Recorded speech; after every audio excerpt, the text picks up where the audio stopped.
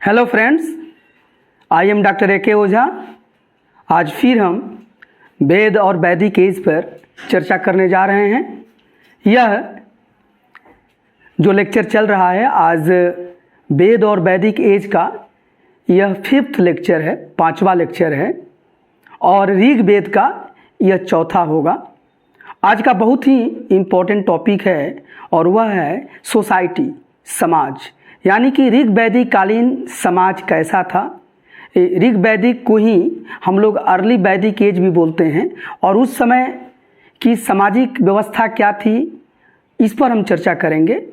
और इसके लिए आज आप बहुत इसको अच्छे तरीके से समझ पाएँ, इसलिए इस टॉपिक को 9 भागों में बांटा गया है, छोटे छोटे।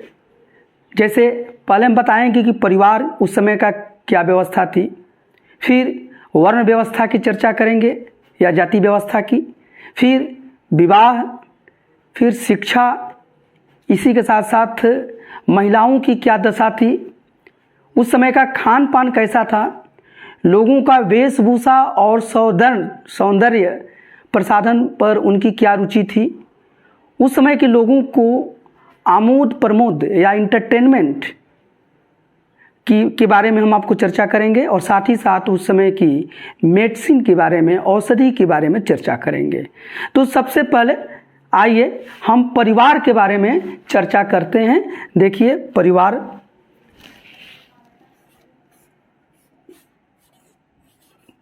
जिसको कि हम फैमिली बोलते हैं, परिवार, फैमिली, और उस समय की फैमिली कैसी थी, ये हमारा चर्चा का विषय है।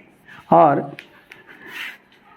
ये थोड़ा सा पेन ये बहुत अच्छा नहीं चल पा रहा है, तो इसको हम चेंज कर लेते हैं।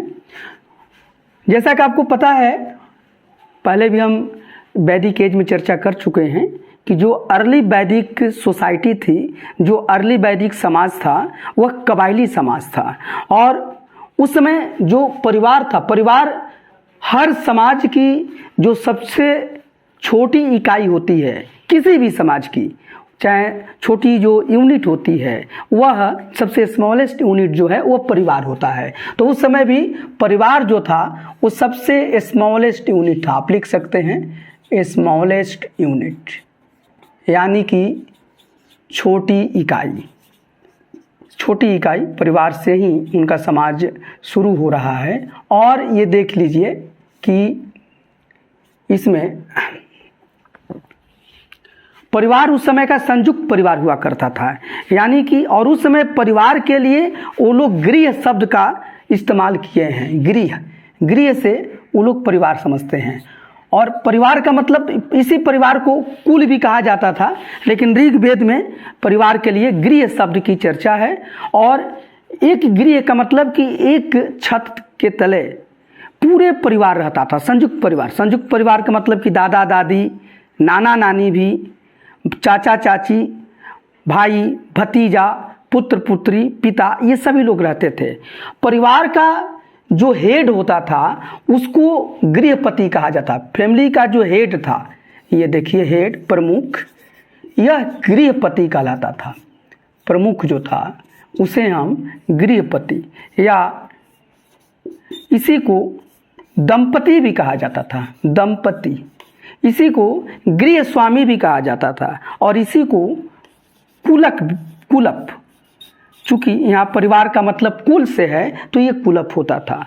और कई परिवार मिलकर एक ग्राम बनाते थे। जब कई परिवार एक साथ मिल जाते थे तो ग्राम का होता था। उस समय का जो ग्राम था, अभी हम जो बात कर रहे हैं अर्ली वैदिक एज का, यानी कि 1500 ईसा पूर्व से 1000 ईसा पूर्व की जो हम चर्चा कर रहे हैं, तो उस समय 1500 ईसा पूर्व में और शुरुआती समय में ग्राम जो था कोई अस्थाई बस्ती नहीं हुआ करती थी, बल्कि ये मूवेबल था, ये चलायमान था। यानी कि लोग का एक जो कबीला है, एक ग्राम, एक कबीला पर कई परिवारों का जो समूह है, वो एक जगह से दूसरे जगह आवश्यकता अनुसार माइग्रेट करता रहता था, स्थानांतरित होता रहता था। क्योंकि उस समय कृषि उन लोगों की अस्थाई व्यवसाय नहीं बन पाया था। उन लोगों का जो ऋग्वेद का प्रारंभिक काल है, तो उन लोगों का जो अस्थाई पेशा था, मतलब परमानेंट जो ऑक्यूपेशन था, वह पेस्टोरल था, पशुपालन था। तो वो लोग ज़रूरत के आधार पर एक दूसरे से चलते थे। इसीलिए जब दो ग्राम कहीं चलते थे, आपस में टकरा जाते थे, तो संग्राम शब्द आया है, जो जिसे हम युद्ध कहते हैं। ग्राम का जो हेड होता था वो ग्रामणी होता था। ये बहुत ही इम्पोर्टेंट था, ग्रामीणी। ये जब हम ऋग वैदिक कालीन पॉलिटिकल सिस्टम की बात कर रहे थे, राजनीतिक व्यवस्था की, तो इसकी चर्चा किए थे। और ग्रामणी के पास असैनिक और सैनिक दोनों अधिकार थे, और ये पूरे ग्राम की रक्षा करता था और उसके बारे में डिसीजन लेता था। साथ ही साथ कई ग्राम जब आपस में मिल जाते थे, तो यह समाज में विष का निर्माण करते थे। विष, इसको विष कहा गया है। और इसका जो हेड होता था वो विषपति शब्द आया है, विषपति। संभवतः यही जो विष है, इससे बाद में वैश्य शब्द आया है। ठीक है ना।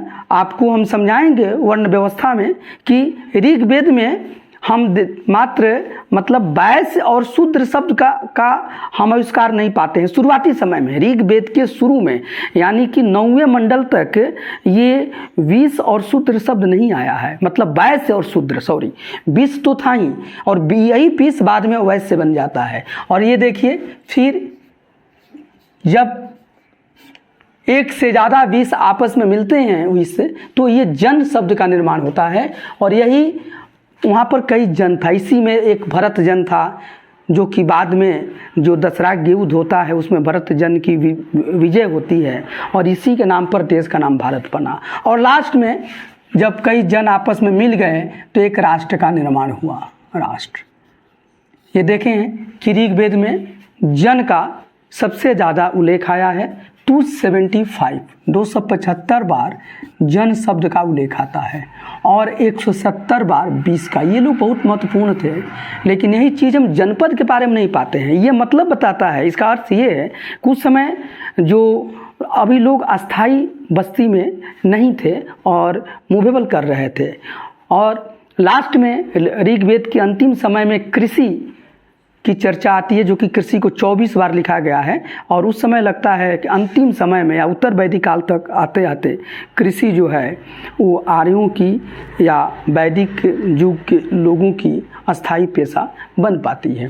तो ये देखिए, सबसे छोटी इकाई परिवार, और परिवार का जो गृहपति था उसका ये जिम्मेदारी होती थी कि पूरे परिवार का रक्षा करे। जनरली परिवार में जो परिवार का मुखिया, मतलब कि परिवार का जो गृहपति होता था, दंपति होता था, कुलप होता था, या गृह स्वामी का भी कह सकते हैं, गृह स्वामी शब्द भी आया है।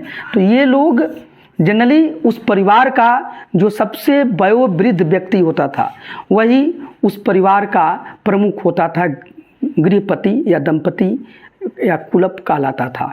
और यह जो था पिता होता था, क्योंकि उस समय का जो समाज था वो पितृसत्तात्मक समाज था, पैट्रियार्कल सोसाइटी थी और पुरुष प्रधान समाज था। लेकिन इसका मतलब ये नहीं था कि महिलाओं की स्थिति दयनीय थी। हम यहाँ पर महिला स्त्री के बारे में इसमें अलग से टॉपिक रखे हैं। बस इतना जानिए कि ऋग्वेद में हमारा जो कालीन जो समाज है उसमें महिलाएं बहुत ही सम्मानित थीं।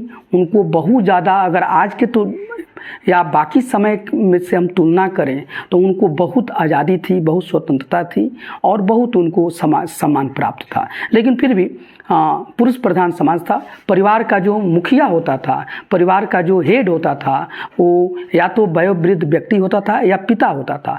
और देखिए, पिता का वो अनुशासन चलता था, और ये अनुशासन का मतलब को बहुत सहयोग करता था, लेकिन उसके पास पूरी परिवार के बारे में निर्णय लेने की यह आज़ादी थी। और ये देखा गया कि पिता इतना पावरफुल था वहाँ कि पिता चाहें तो पुत्र को अपनी संपत्ति से भी बेदखल कर सकता था। यहाँ तक कि ऋग्वेद में एक चर्चा आता है ऋजाश्रव की, वह पुत्र है और एक मादा भेड़ के लिए उसने 100 भेड़ों की हत्या कर दी, और इससे रुष्ट होकर उसके पिता ने दंड स्वरूप उसको अंधा कर दिया। तो ये देखा जाता है कि कितना कंट्रोल होता था। या वही एक वरुण सूक्त आता है ऋग्वेद में, उसमें सुना शेष की कहानी है और सुनाशेष के पिता ने सुनाशेष को बेच दिया। तो ये था, लेकिन इसका मतलब ये नहीं है कि पिता और पुत्र का जो संबंध था वो बहुत ही असामान्य हुआ करता था। यह यदा कदा उदाहरण मिलता है, ये बताता है कि फैमिली पर पिता का या मुखिया का बहुत कंट्रोल या नियंत्रण हुआ करता था।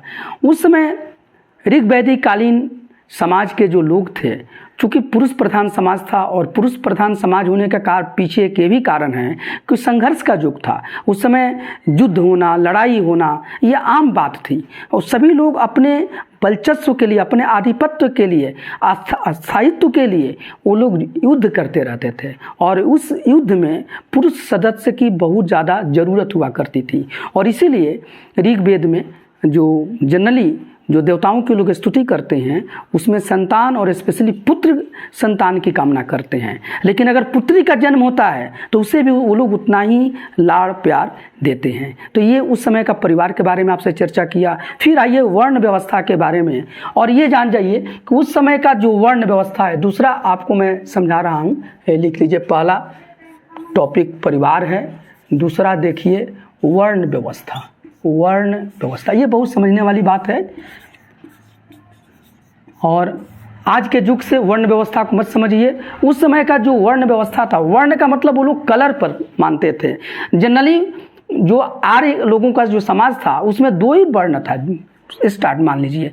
ये वर्ण में एक तो वो लोग आर्य थे और एक अनार्य थे। अनार्य मतलब जिनसे उनका संघर्ष हुआ, झगड़ा हुआ, अनार्य बोलते थे उनको। ये लोग दास बोलते थे। जनरली आर्य लोग, यही वर्ण शब्द आया कि आर्य लोग गौर वर्ण के होते थे, गोरे होते थे, वाइट होते थे। आर्य लोग गौर वर्ण के होते थे। ये अनार्य लोग को लोग बताए हैं कृष्ण वर्ण के, ये काले होते थे, कृष्ण वर्ण के होते थे। जनरली जो ये लोग आर्य लोग जो थे ये लोग लंबे होते थे, लंबे होते थे, साथ हृष्ट पुष्ट भी होते थे। इनकी नाक जो थी वो ऊंची होती थी, इस तरह की इनकी चर्चा है, ऊंची नाक होती थी। लेकिन ये जो अनार्य लोग थे इनके बारे में बताया गया है कि ये लोग अव्रत थे। अव्रत मतलब कि किसी भी व्रत का न पालन करने वाला। साथ ही साथ ये लोग मृदवाच, इनके बारे में चर्चा ये लोग किए हैं। मृदवाच, मृदवाच मतलब कि अस्पष्ट वाणी वाले। इनकी वाणी, इनकी जो भाषा है वो अस्पष्ट थी। साथ ही साथ इनको अनास भी कहा गया है, मतलब ये लोग चपटी नाक वाले थे। तो ये थे और स्पष्ट लगता है कि आर्यों की जिन लोगों से संघर्ष हुआ, जिनको लोग पराजित किए, उन्हीं को या तो वो स्थानीय लोग थे, इन लोग इसको ये लोग दास दस्यु आदि के नाम से पुकारते थे और उनको ये करते थे। तो शुरू में दो तरह की व्यवस्था हमको देखने में मिलती है। साथ ही साथ अब आर्यों की जो इनकी जो वर्ण व्यवस्था थी, बाद में जो इनकी वर्ण व्यवस्था आती है, तो ऋग्वेद के प्रारंभिक काल में हम देखते हैं कि वो कर्म आधारित है। कर्म आधारित, देखिए कर्म के आधार पर, इसको दो चार बात है। कर्म आधारित मतलब कि जिसका जो कर्म है, जैसे एक आ रहा है कोई छात्र है, वो चर्चा करता है कि हमारे परिवार में जो है मेरी पिताजी वैद्य हैं, मेरी माँ जो है वह आटा चक्की पीसती है और मैं कवि हूँ। तो इस तरह की वो चर्चा करता है। इसका मतलब कि एक ही परिवार में कई तरीके के लोग रहते थे। लोगों का वर्ण वही होता था जैसा वो कर्म चुन लेते थे। अगर कोई शिक्षा का काम करता है, पुरोहिती का काम करता है और यज्ञ करने और कराने का काम करता है, तो उसको ये ब्राह्मण बोला गया या पुरोहित बोला गया, तो कर्म का आधार पर था। और कोई योद्धा का काम करता है, सैनिक का काम करता है, तो वह आपको सेनानी कहा गया और योद्धा कहा गया। तो स्टार्टिंग में हम जो यहाँ पर वर्ण देखते हैं वह है पुरोहित, पुरोहित को देखते हैं। साथ ही साथ एक आता है राजन्य या योद्धा या शासक वर्ग, ये है। और दूसरा एक जो वर्ण आता है वह 20 शब्द से आप समझ सकते हैं कि 20 यही बाद में बै से आया है, बाद में बै से आया है, लेकिन शुरू में ये 20 है, जिसमें कि ये लोग जन सामान्य कहिए, ये जन सामान्य थे, जन सामान्य। आम पीपल जो थे, आम पीपल में जो व्यापारी थे, इसमें कह सकते हैं कृषक हैं, व्यापारी हैं, कृषक, व्यापारी एक्सेट्रा, ये आम जन थे। तो स्टार्टिंग में ये कर्म का आधार पर था, साथ ही साथ ये जो वर्ण व्यवस्था थी, वर्ण एक तरह से परिवर्तनशील था, इसको बदला जा सकता था। अगर मान लीजिए कि कोई पुरोहित का काम कर रहा है, कोई शिक्षक का काम कर रहा है, विद्या पढ़ाने का काम कर रहा है, या पूजा पाठ के काम कर, तो पुरोहित हुआ। लेकिन उसके मन में आया कि नहीं, अगर वो योद्धा का काम करने लगा तो वह राजन या योद्धा के वर्ग में आ गया।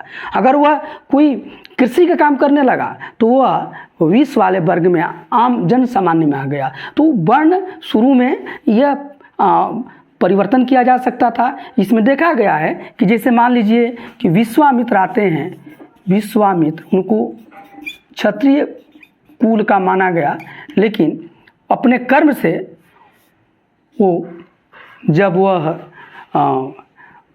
पुरोहित का काम करने लगे, या जब वह ज्ञान की विद्या का काम करने लगे, यज्ञ कराने लगे, तो ब्राह्मण समझे जाने लगे। तो इस तरीके से यह बिल्कुल यह परिवर्तनशील था। एक और आपको ये समझाना है कि देखिए, जो ऐतरेय ब्राह्मण है, ऐतरेय ब्राह्मण, ये ऐतरेय ब्राह्मण ऋग्वेद का ही ब्राह्मण है।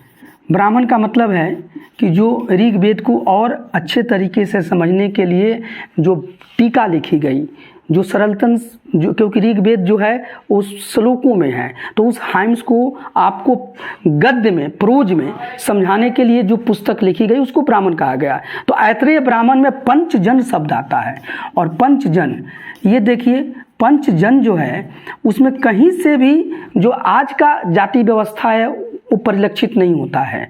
और देखिए पंचजन में कौन कौन लोग चर्चा हुआ है यहाँ पर। तो पंचजन में यहाँ पर देखिए देव है, देव, मनुष्य, देखिए गंधर्व, अप्सरा, सर्प और पितर। पितर को मनुष्य के ही में आप मान लीजिए ये जिंदा है, इनका जो मरने के बाद वो पितर को ले लिया गया। तो यही पंचजन है। इसमें कहीं ऐसा चर्चा नहीं है कि ब्राह्मण, क्षत्रिय, वैश्य और शूद्र। लेकिन वही जब लास्ट में निरुक्त आता है, यह अंतिम समय का डेवलपमेंट है, निरुक्त जो उत्तर वैदिकालीन है, तो निरुक्त में ये चर्चा है, निरुक्त में पंचजन का कंसेप्ट बदल जाता है। देखिए पंचजन का कंसेप्ट बिल्कुल चेंज कर गया, और यहाँ पर जो पंचजन आया उसमें देखिए ब्राह्मण, ये शब्द आ गया, ब्राह्मण, क्षत्रिय, वैश्य,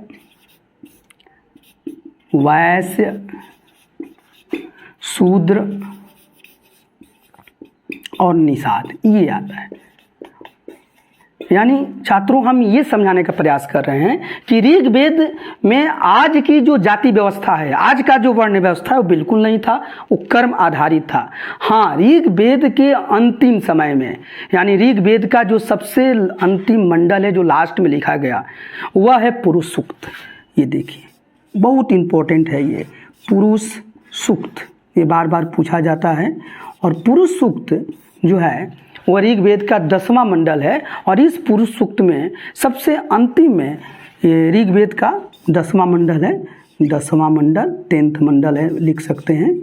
और इसमें एक विराट पुरुष की कल्पना की गई है, और ये कहा गया है कि उस विराट पुरुष के मुख से ब्राह्मण, ये भुजाओं से क्षत्रिय, पेट से वैश्य और जंघे से शूद्र की उत्पत्ति हुई है। तो यहाँ से पहली बार ये वर्ण व्यवस्था जो आज का चतुर्वर्ण है या जाति व्यवस्था का एक तरह से प्रतीकात्मक रूप दिखाई देता है। लेकिन भी इस समय अभी वो अस्थायित्व के फॉर्म में नहीं है, लेकिन पहली बार चर्चा आती है पुरुष सूक्त में ही पहली बार ये वैश्य और शूद्र शब्द की चर्चा आती है। देखिए वैश्य प्लस शूद्र, ये पुरुष सूक्त में पहली बार ये चर्चा आती है।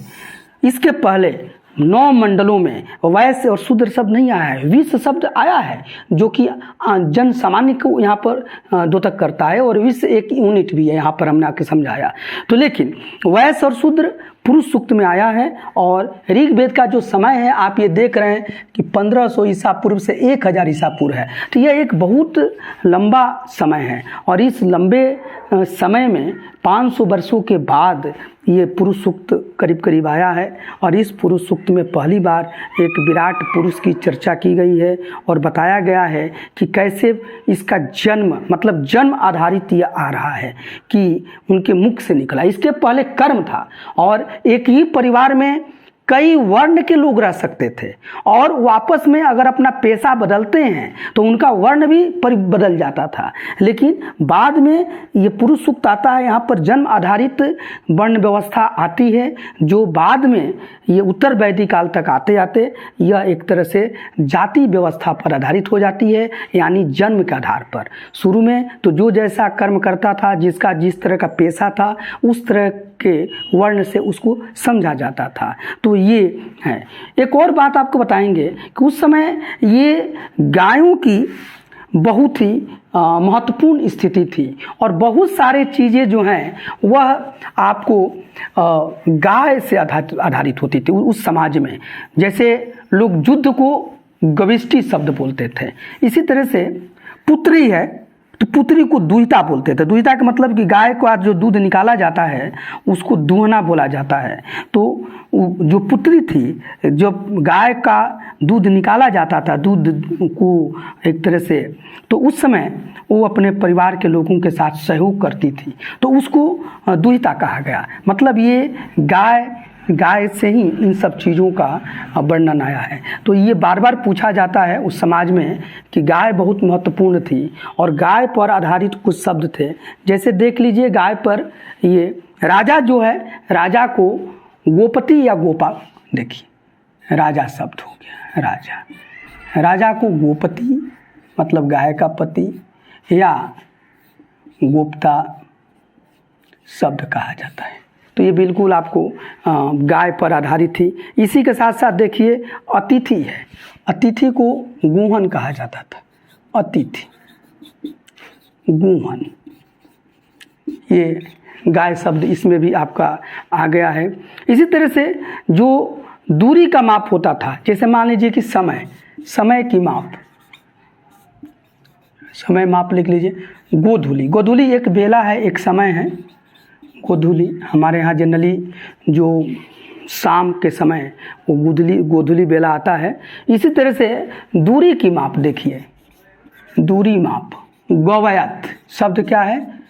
गवयत। ये गाय का इतना वो लोग महत्व देते थे, और गाय इतनी महत्वपूर्ण उस समाज में हुआ करती थी। इसी तरह से पुत्री को हमने बता ही दिया कि दुहिता थी, पुत्री दुहिता।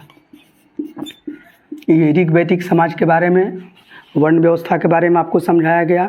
और सीधी तरीके से अगर इसको हम एक पिरामिड बना के समझने का प्रयास करें, देखिए जो लास्ट में जो वर्ण व्यवस्था आया तो इस तरह का रूप ले लिया वो था।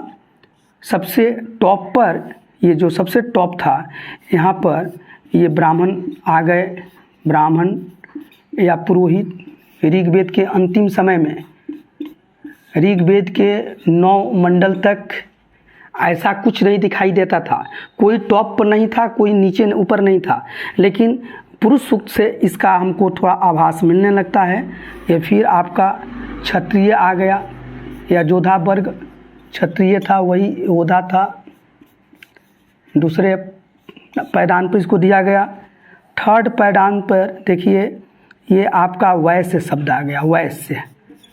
हाँ, 9 मंडल तक वैश्य शब्द ऋग्वेद में उल्लेखित नहीं है, लेकिन ऋग्वेद के ही अंतिम में 10वें मंडल में वैश्य शब्द आ गया। और वैश्य शब्द में कौन होते थे? व्यापारी थे, कारीगर थे, किसान थे, शिल्पी थे। ये सब आम लोग आ गए वैश्य में, और जैसे जो काम को, जो प्रोडक्शन के काम में लगे थे। और अंतिम पैदान पर ये शूद्र शब्द आ गया। और शूद्र में कौन थे? मजदूर थे। देखिए मजदूर, हाँ, चाहे वो खेतिहर मजदूर हों या दूसरे हों, नौकर थे। जनरली उस समय जिन लोगों को इन लोगों ने पराजित किया, जो दास बने, यशस्वी बने, उनको ये लोग इस पैदान पर इन्होंने रख दिया। लेकिन एक और बात है कि उस समय तक अभी अनटचबिलिटी नहीं थी, छुआछूत नहीं था,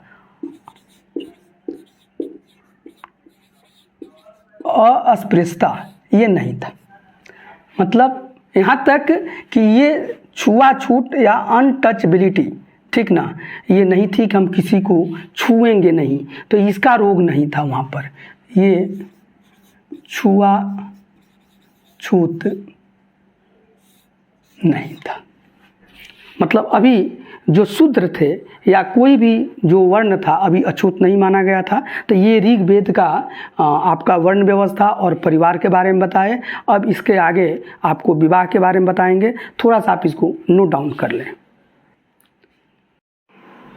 अब हम अर्ली वैदिक एज के विवाह की स्थिति उस समय क्या थी, इस पर हम चर्चा करेंगे। और आइए देखिए, लिख देते हैं विवाह। समझिए, विवाह उस समय अस्तित्व में आ गया था यह प्रथा। और ऐसे तो विवाह पर एक बहुत ही सुंदर लेक्चर को वीडियो का फॉर्म दिया जा चुका है, और आप डॉक्टर ए.के. ओझा चैनल पर जाके उसको देख लीजिएगा, बहुत क्लियर हो जाएगा। लेकिन ऋग्वैदिक कालीन में विवाह अस्तित्व में आ गया था, विवाह नामक संस्था, क्योंकि विवाह एक भारतीय समाज में पति पत्नी के बीच एक बहुत ही पवित्र रिश्ता माना जाता है। उस समय समाज में जो सबसे अच्छी मान्यता जिस चीज़ की थी और जिसको पसंद किया जाता था, वह एक पत्नी वाला विवाह ही था, कि पुरुष की एक ही पत्नी होती थी। लेकिन फिर भी कुछ घरानों में, स्पेशली उच्च घरानों में या कुछ उच्च लोगों में, कुलीन लोगों में, यह पॉलीगेमी की प्रथा भी देखने को मिली है। पॉलीगेमी मतलब बहुविवाह, मतलब एक आदमी एक से ज़्यादा विवाह भी करता था। और कुछ अपवाद स्वरूप, हालांकि ये सब सामान्य नियम नहीं था, लेकिन कुछ अपवाद स्वरूप पॉलीएंड्री भी दिखाई देती थी। पॉलीएंड्री मतलब ये पत्नी वाला विवाह, मतलब बहुपतित्व विवाह, एक पत्नी कई पतियों से विवाह कर सकती है, ऐसे भी मिलता है। क्योंकि वहाँ पर ये देखने को मिला कि रोटिसी जो है वो मर्दों के साथ रहती थी, मतलब रोटिसी जो है वो के एक से ज़्यादा पति थे। तो इस तरह से पॉलीएंड्री भी मिलता था। तो विवाह में आप देख लीजिए, कुछ समय ये पॉलीगेमी,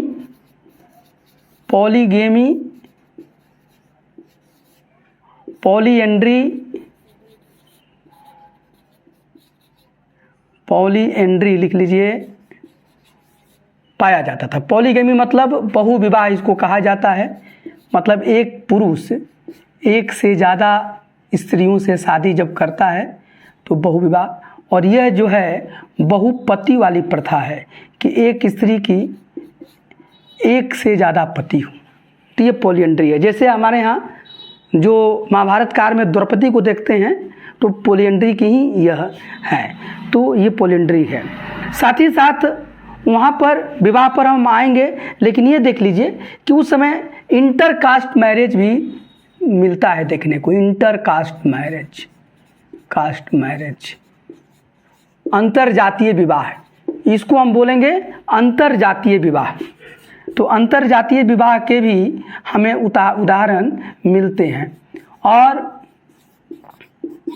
जिसमें कि अनुलोम और प्रतिलोम विवाह है। इस पर भी एक वीडियो डॉक्टर ए.के. ओझा चैनल के तहत बन चुका है, कृपया उसको देखिएगा, बहुत समझ में आएगा। लेकिन ये अंतरजातीय विवाह है। हालांकि इन सब विवाहों को समाज में बहुत ज़्यादा अच्छा दृष्टि से नहीं देखा जाता था, लेकिन मिलता है। ये अंतरजातीय विवाह से जो संतान पैदा होता था उसको गुणोत्पन्न कहा जाता था, इसको गुणोत्पन्न, और इसको प्रोत्साहित नहीं किया जाता था। और इसीलिए कई तरह के आगे इस पर नियम कानून भी इसको प्रतिबंधित करने के लिए बनाया गया। लेकिन ये प्रथा देखने को उस समय मिलती थी। उस समय गंधर्व विवाह में मिलता था, गंधर्व विवाह, जिसको कि आज का हम प्रेम विवाह बोल सकते हैं।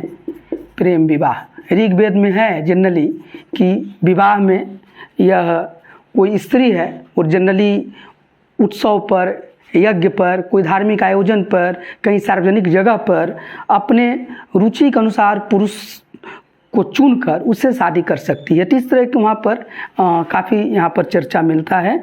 और जो उस समय की विवाह की जो आयु है औरतों की, लड़कियों की, वह 16-17 साल था, 16-17 वर्ष, यानी कि बाल विवाह नहीं था। ये बिल्कुल आप समझने की बात है कि 16-17 साल की आयु थी यहाँ पर।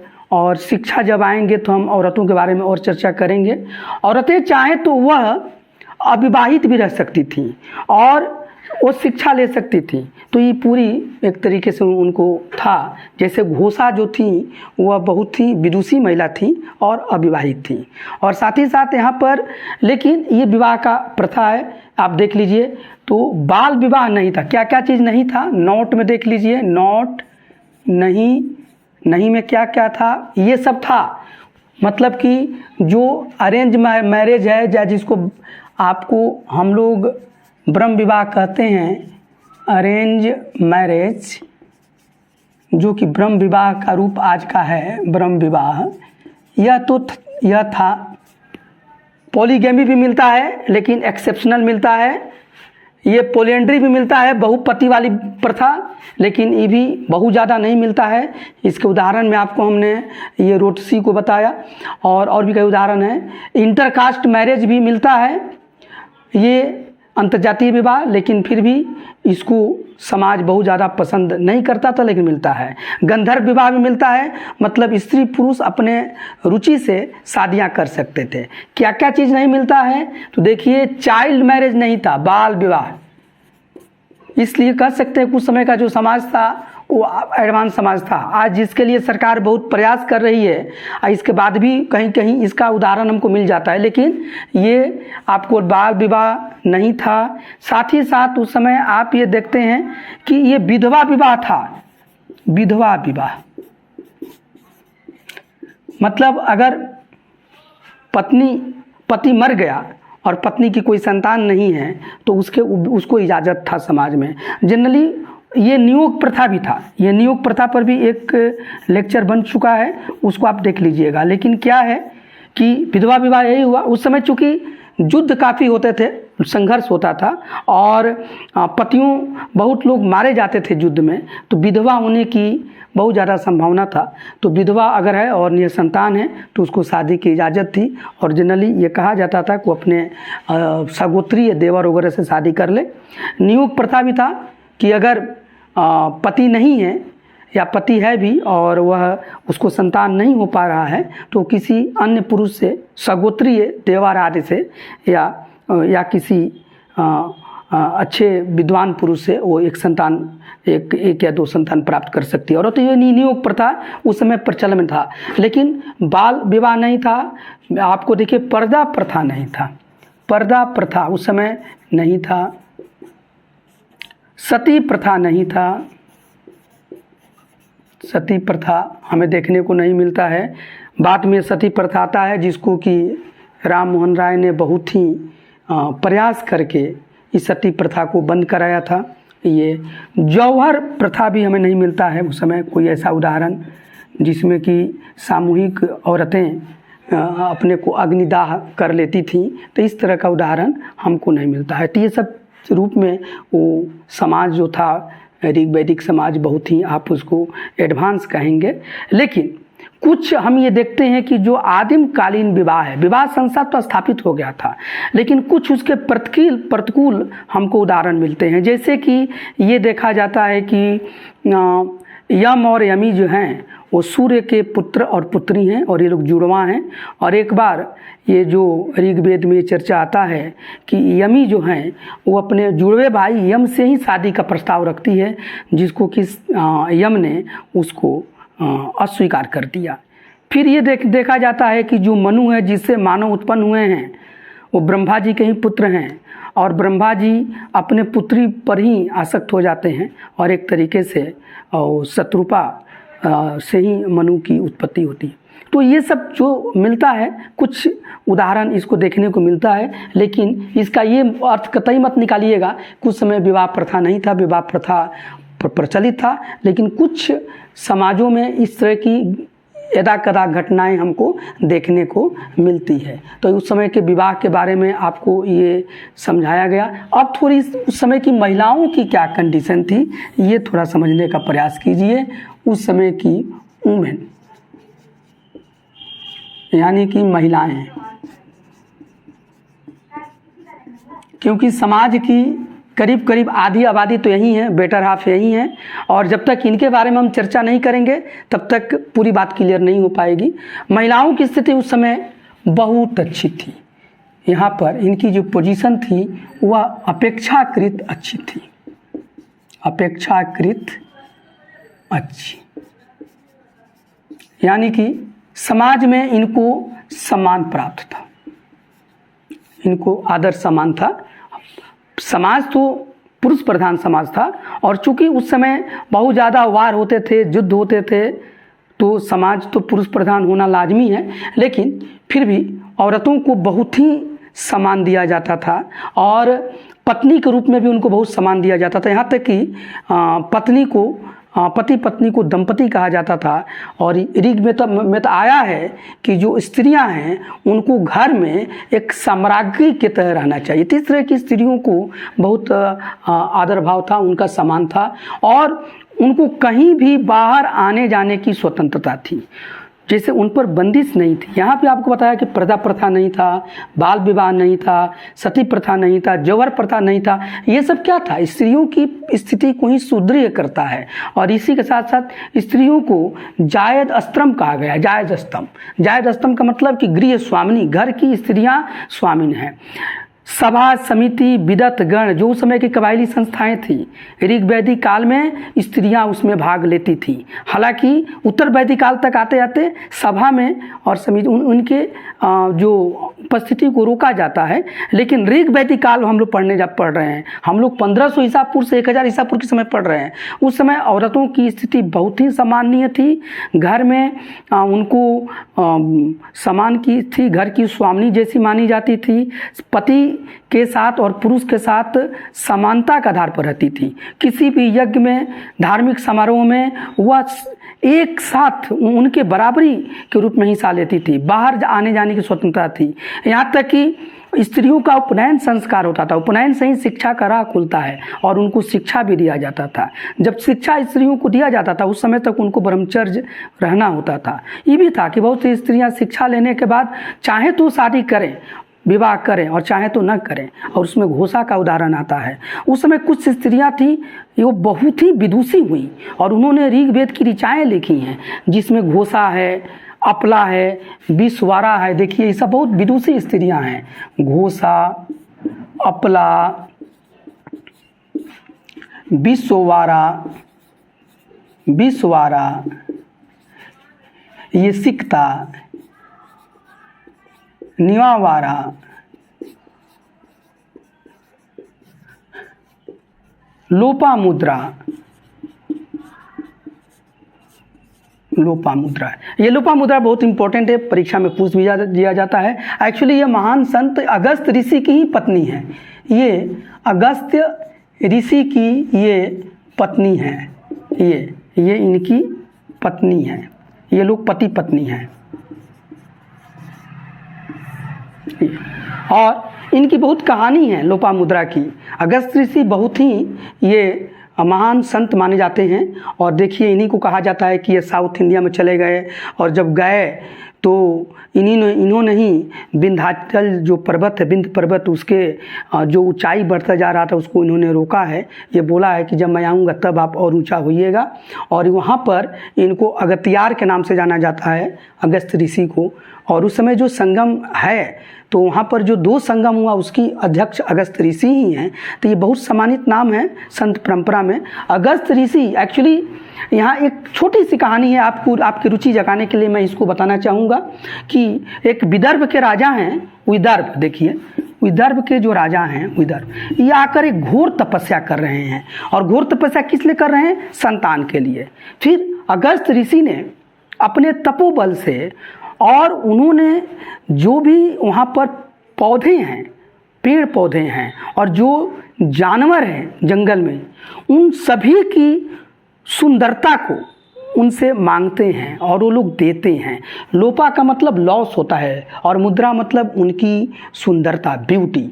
तो जो भी प्लांट्स हैं, जो पेड़ पौधे हैं, ट्रीज़ हैं और जो एनिमल हैं, वो उनकी सुंदरता को एक जगह वो कलेक्ट करते हैं। जैसे कि हिरन की आँख लेते हैं और उससे एक बहुत सुंदर एक लड़की का, एक बच्ची का वो निर्माण करते हैं। और जब बच्ची का निर्माण करते हैं तो उसको ये विदर्भ जो राजा हैं उसको अपनी पुत्री के रूप में स्वीकार करते हैं, एडॉप्ट कर लेते हैं, इसको वो लेके जाते हैं। लेकिन ये जो लड़की औरत बनाते हैं, बच्ची बनाते हैं अगस्त ऋषि, तो अपनी स्त्री के कामना से ही बनाते हैं। और जब यह युवावस्था में ये लोपा मुद्रा, इनका नाम लोपा मुद्रा है क्योंकि लोपा मतलब लॉस। एक तरह से जो भी प्लांट्स हैं, एनिमल्स हैं, उन्होंने अपनी ब्यूटी को लॉस किया और उस लॉस से एक बहुत ही सुंदर एक लोपा मुद्रा नामक बच्ची बनी। ये जब विदर्भ राज में गई तो उनको एज ए पुत्री के रूप में इन्होंने पालन पोषण किया। जब सयानी हुई तो अगस्त ऋषि ने उनसे मांग किया कि मैं इससे शादी करना चाहता हूँ। ये लोपा मुद्रा भी सहर्ष स्वीकार हो गई और उत्सव का स्वीकार उसको था कि हम राजमहल से वो अगस्त ऋषि के कुटिया में हम जाएंगे और फिर वहाँ पर आती है, शादी होती है, फिर इनसे इनके एक पुत्र का भी जन्म होता है। तो उस समय के बहुत विदुषी हैं और इन लोगों ने ऋग्वेद की बहुत सारे ऋचाओं की रचना की है। तो ये पता चलता है कि स्त्रियों की स्थिति बहुत अच्छा था, उनका उपनयन संस्कार होता था, वो सभा समिति में भाग लेती थी, कहीं भी बाहर आने जाने को उनको स्वतंत्रता थी, पर्दा प्रथा नहीं था, बाल विवाह नहीं था, जौहर प्रथा नहीं था, सती प्रथा नहीं था, विधवा विवाह की उनको इजाज़त थी। अपने इच्छा से जो लड़की स्त्री है वो शादी कर सकती थी और उसको समाज में मान्यता था। साथ ही साथ विवाह में स्त्री पुरुष मतलब पुत्र और पुत्री दोनों का राय लिया जाता था और इस तरह से वो समाज था। तो हम कह सकते हैं कि जो ऋग्वैदिक कालीन स्त्रियां हैं, महिलाएं हैं, उनकी दशा अपेक्षाकृत बहुत अच्छा था। पुरुष के समान तो नहीं था लेकिन स्थिति ज़्यादा थी। हाँ, एक चीज़ हम इसके बारे में बोल सकते हैं कि देवी जो है, देवियाँ, देवताओं की तुलना में देवियों की कंडीशन उतनी अच्छी नहीं थी। देवताओं की तुलना में देवियों की कंडीशन डाउनफॉल पर थी। ये जो औरतें थीं वो तो ऊंची थी, लेकिन सामान्य औरतें, लेकिन देवताओं की अवस्था में देवियाँ, जैसे देवताओं को जो महत्व था, जैसे जो महत्व इंद्र को था वो इंद्राणी को महत्व नहीं दिया गया। इसी तरह की जो उस समय की जो देवियाँ हैं, जैसे उषा है, अदिति हैं, ठीक है, और श्रद्धा हैं, रोदसी हैं, इन लोगों को वो महत्व नहीं है। यहाँ तक कि उषा के बारे में ऋग्वेद में उल्लेख आता है कि सूर्य ने उनका रेप भी किया था, बलात्कार भी किया था। तो इस तरीके से इनको वो स्थान नहीं प्राप्त है। तो इसमें हम मान सकते हैं कि देवता को ज़्यादा महत्वपूर्ण दिखाया गया है।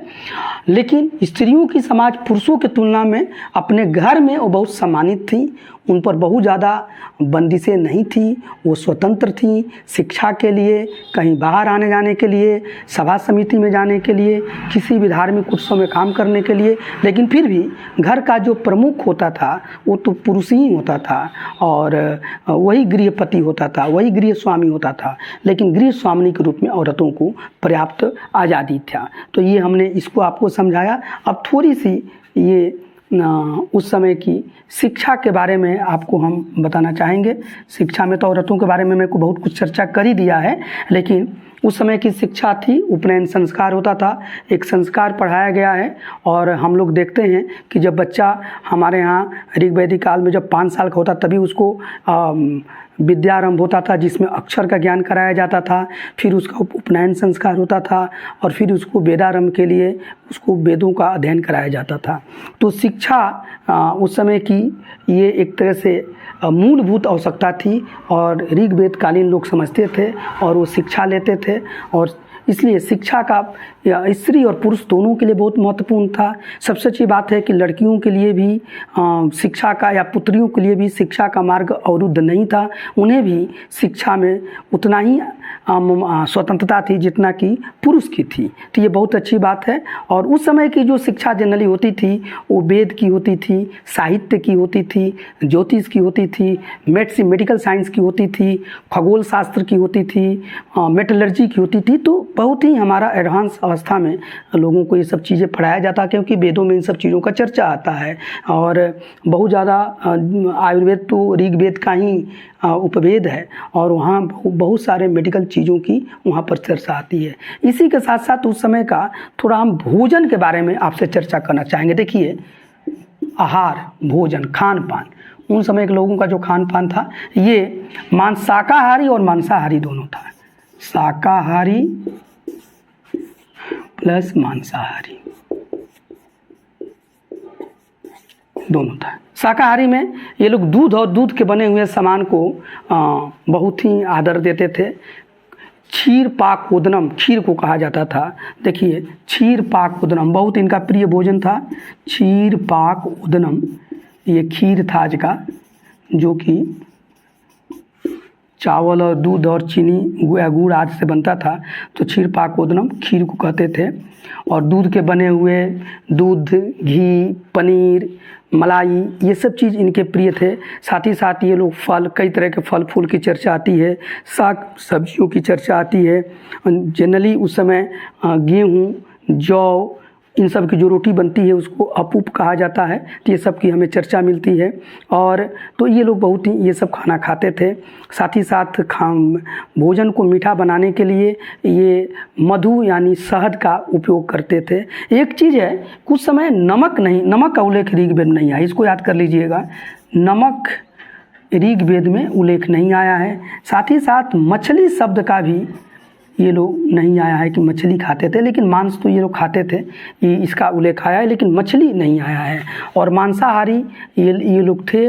मांसाहारी में भेड़, बकरी, पक्षी, सूअर, ये सब का ये लोग मांस खाते थे। और लेकिन फिर भी इनका जो प्रेफरेंस ज़्यादा होता था वो शाकाहारी भोजन होता था। तो ये इनका भोजन था। और भोजन के साथ ही साथ इनकी एक चीज़ और से आपको हम चर्चा करेंगे। ये देखिए, वस्त्र है। वस्त्र, ये उस समय के ये लोग रेशमी, सूती, ऊनी, ये तीनों तरह के चर्चा मिलते हैं। रेशमी प्लस ऊनी प्लस सूती, इसका आविष्कार हो गया था। इसका ये लोग वस्त्र पहनते थे। एक तारप्य शब्द आता है जो रेशमी वस्त्र है। देखिए, तारप्य, ये रेशमी एक वस्त्र है। साथ ही साथ इनका जो वस्त्र होता था वो 3 तरह का था। देखिए, एक था नीवी, फिर एक था वास और एक था अधिवास। ये इनर गारमेंट था, मतलब कि नीचे पहना जाता था। तो इस तरह से ये नीचे पहना जाता था, ये शरीर पर पहना जाता था, ऊपरी वस्त्र थे। ये ओढ़नी के रूप में था, ऊपर ये लोग पहनते थे। तो ये वस्त्र था। 3 तरह का वस्त्र हमें मिलता है, नीवी, वास, अधिवास, इसे याद कीजिए। और ये सब जो आपको हम समझा रहे हैं, इसका आपको PDF फॉर्म में ये पूरा का नोट्स आपको हैंड रिटन मिलेगा, इसलिए ये ज़्यादा समझने का प्रयास कीजिए। साथ ही साथ इनका ये देखिए, ये लोग पगड़ी पहनते थे। पगड़ी और स्त्री पुरुष दोनों पगड़ी पहनते थे। सबसे बड़ी बात है, ये स्त्री प्लस पुरुष ये दोनों ये पगड़ी पहनते थे। और ऊपर पगड़ी को उसनीय कहा जाता था। ये जो पगड़ी था इसको ये लोग उसनीय बोलते थे। उसनीय, ये इनका पोशाक था। मतलब नीवी नीचे जो पहनते थे, वास ऊपर पहनते थे, और वास के ऊपर भी जो लेते थे उसी को अधिवास या ओढ़नी कहा जाता था। तीनों तरह के वस्त्र ये पहनते थे, मतलब रेशमी वस्त्र भी था, सूती भी और ऊनी, सबकी पूरी चर्चा आई हुई है। साथ ही साथ ये लोग जूता भी पहनते थे, देखिए शू पहनते थे, जूते का भी था, जूते पहनते थे। इसके साथ साथ ये लोग दाढ़ी रखते थे और दाढ़ी बनाते भी थे, ठीक है। तो पुरुष जो है वो दाढ़ी रखते थे, पुरुष दाढ़ी।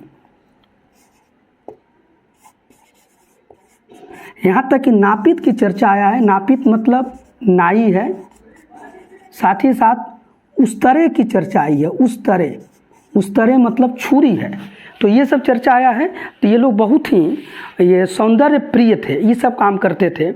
इनके पास आभूषण भी था, यहाँ लिखिए, देखिए आभूषण, ये सौंदर्य प्रेमी थे और स्त्री पुरुष दोनों आभूषण पहनते थे। स्त्री प्लस पुरुष ये दोनों आभूषण पहनते थे। और इनका जो मेन जो आभूषण होता था, ये देखिए, जैसे ये पहनते थे कर्ण शोभन, कर्ण शोभन या कुंडल भी कहते थे, कान में पहनते थे। ये निष्क पहनते थे या निष्क हार, गले में ये निष्क हार पहनते थे। उस समय निष्क एक तरह से मुद्रा के रूप में भी उसको लिया गया है। ये कुरीर पहनते थे, कुरीर सिर पर पहनते थे, सिर में कुरीर, सिर या माथे पर ये कुरीर इनका एक आया है। साथ ही साथ ये रुक्म नामक एक और इनका आया है, रुक्म। ये देखिए, ये छाती पर डालते थे ये। तो कई तरीके का इनका आया है। मणि आया है जो गर्दन पर डालते थे, मणि, मणि क्या है, गर्दन पर। ये इनका चलता था जो आभूषण था। तो समझ लीजिए, भोजन शाकाहारी मांसाहारी दोनों लेते थे, लेकिन शाकाहारी उनका ज़्यादा प्रिय था। दूध और दूध के बने हुए सामान उनको बहुत प्रिय थे। खीर तो उनका अति प्रिय भोजन था। और भोजन को मीठा बनाने के लिए मधु का प्रयोग करते थे। लेकिन ऋग्वेद में कहीं भी नमक का उल्लेख नहीं है, लवण शब्द का उल्लेख नहीं है, साथ ही साथ मछली का नहीं है। मांसाहारी में बाकी सब मांसों खाए हैं, जो भेड़, बकरा, बकरी, ये हिरन, सबका मांस हमको मिला, पक्षियों का मिला है। तो ये खाते हैं। कपड़ा जो पहनते हैं तो उसमें वस्त्र में रेशमी वस्त्र भी पहनते थे, ये सूती वस्त्र भी पहनते थे, ऊनी वस्त्र भी पहनते थे। इसी के साथ साथ इनके जो वस्त्र होते थे तीन तरह के, जो नीचे पहनते थे उसको निवी कहते थे, ऊपर शरीर पर उसको वास कहते थे, और इसके ऊपर ओढ़नी के रूप में जो डालते थे इसको अधिवास कहते थे। ये पगड़ी भी बांधते थे, उसनी है पगड़ी ये बांधते थे। पैर में ये जूते पहनते थे ये लोग। और देखिए, पुरुष लोग दाढ़ी रखते थे, लेकिन समय समय पर ये लोग बाल वगैरह भी उसको सही कराते थे, छोटा कराते थे। तो इसलिए नापित शब्द का आया है नाई, और उस्तरा जिसको हम छुरा कहते हैं, तो इसका उपयोग करते थे। जनरली पुरुष और स्त्री दोनों लंबे लंबे ये बाल रखते थे।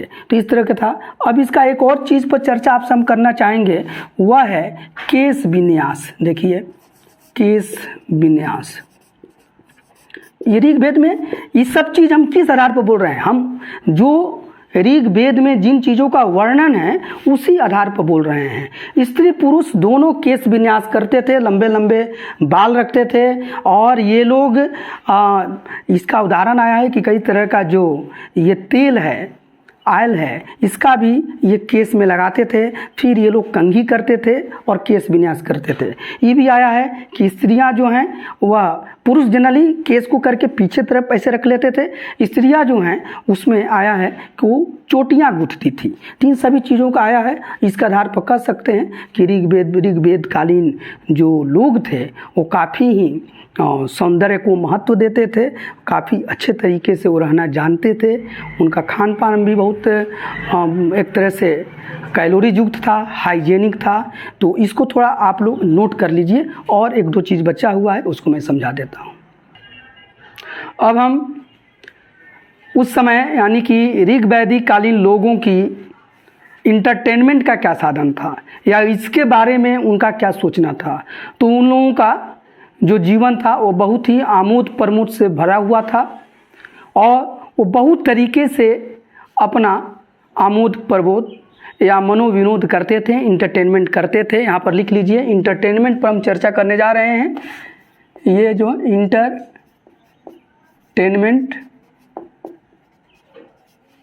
जो मनोविनोद है,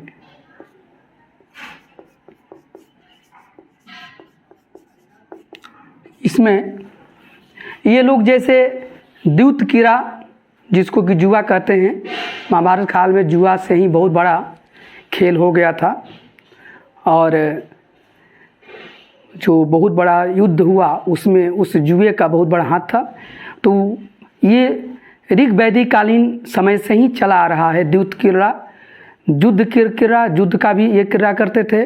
साथ ही साथ घुड़दौड़ था उनका, आखेट था, मल्ल युद्ध था, मुष्टि युद्ध था और उस समय का जो रथ दौड़ था वो बहुत ही प्रतिष्ठित खेल था और पूरे कबायली लोग वहाँ जुटते थे और रथों का दौड़ होता था। साथ ही साथ राजसूय योग अगर मिलता है और जनरली उसमें राजा के रथ को ही या राजकुमार के रथ को विजयी किया जाता था। स्त्रियाँ जो थी वो डांस करती थी और जनरली वीणा, झांझ, करतार आदि बजाते हुए डांस करती थी। उस समय के जो वाद्य संगीत जो प्रमुख थे बहुत तरह के थे, जिसमें वीणा था, बांसुरी था, दुदुम्बी था, शंख था, तूणव, मृदंग, ढोल, ये सब तरीके से लोग करते थे। यानी कि ये लोग फूंक मार के भी बजाना जानते थे और ढोल नगारा भी ये बजाते थे। एक और था उनका जो मनोविनोद का साधन, वो सोम और सुरा था। सोम जनरली धार्मिक उत्सव पर एक पेय पदार्थ था जो नशा करता था और सोम तो इतना महत्वपूर्ण था कि ऋग्वेद का जो 9वां मंडल है, 9th मंडल, वो सोम, उसको सोम मंडल कहा जाता है क्योंकि सोम को ही लिखा गया है।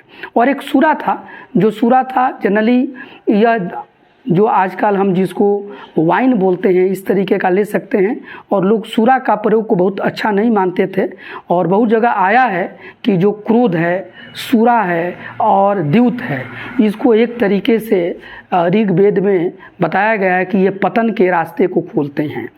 तो ये उस समय के लोगों का मनोविनोद था। इस तरीके से ऋग्वेदिक समाज कैसा था, अर्ली वैदिक एज के लोग का सोसाइटी कैसी थी, ये आपने बहुत अच्छे तरीके से समझा। अब इसका बस 2 चीज़ बचा हुआ है, उस समय की धार्मिक अवस्था क्या थी और उस समय की आर्थिक स्थिति क्या थी, इसे भी समझना काफ़ी ज़रूरी है और नेक्स्ट वीडियो में यह आपको देखने को मिलेगा। साथ ही साथ मैं आप सभी छात्रों से और सभी श्रेष्ठ जनों से यह निवेदन करूंगा कि यह जो लेक्चर हो रहा है ये कंटिन्यूटी में है और ये 5वां लेक्चर है वेद पर और स्पेशली ऋग्वेद पर यह चौथा है, क्योंकि वैदिक एज को 2 भागों में बांटा गया है, एक ऋग वैदिक काल और एक वैदिक काल।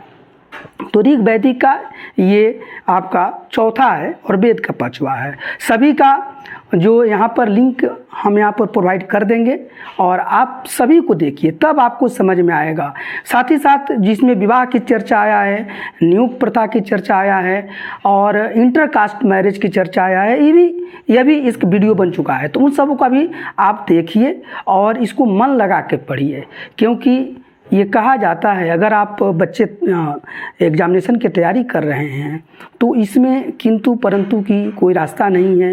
लाखों बच्चे एग्ज़ाम में बैठते हैं और उसमें सफल वही होता है जो थोड़ी गहराई से पढ़ाई को करता है, यानी कि खुद ही को कर बुलंद इतना कि हर तकदीर से पहले खुदा तुमसे ही यह पूछे बता तेरी रजा क्या है। मतलब कि अपने कर्मों को इतना महत्वपूर्ण कर लो कि आपके भाग्य के आगे आगे चले और खुदा ईश्वर अल्लाह आकर तुमसे पूछे कि बताओ तुम्हारी क्या चॉइस है, तुम्हारी इच्छा क्या है और उसके आधार पर तुम्हारा यह रिजल्ट होगा। तो इस तरीके से आप लोग मेहनत कीजिए, पूरी वीडियो को देखिए और ये वैदिक काल किसी भी एग्जामिनेशन के लिए एक तरीके से यह रामबाण होता है, यहाँ से क्वेश्चन आना ही है। ये सभी कॉम्पिटिटिव एग्जामिनेशन में ये उपयोगी है। साथ ही साथ वैसे लोग जो टीचर हैं, जो रिसर्च स्कॉलर हैं या ऐसे जो सुधी जन हैं जिनको अपने भारतीय संस्कृति और भारतीय सभ्यता में जिनको रुचि है, वो सब इनको देखें और सभी वीडियो को देखें।